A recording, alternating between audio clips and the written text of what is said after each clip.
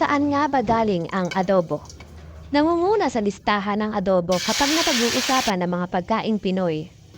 Ayon sa historia na si Carmen Nakpil ng Pilipino, maaaring nanggaling sa Mexico ang adobo kung saan ang ibig sabihin nito ay pagkaing niluto sa katas ng lemon sa halip na suka.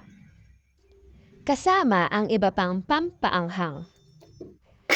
Naipasa ang recipe na magpunta rito sa Pilipinas ang mga Meksikano.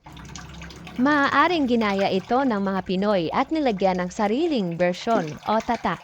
At yun nga ang nakaugaliang luto ng adobo sa asin, toyo, kasama na ang suha. Samantala, ang iba naman ay naniniwalang nag-ugat ang adobo sa mga Espanyol.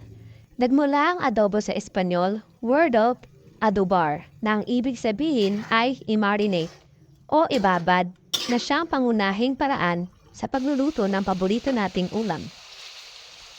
Hanggang ngayon ay may iba't ibang kwento kung saan nga nanggaling ang adobo. Pero isa lamang ang tiyak, hindi na ito mawawala kailanman sa kasaysayan ng Pilipinas.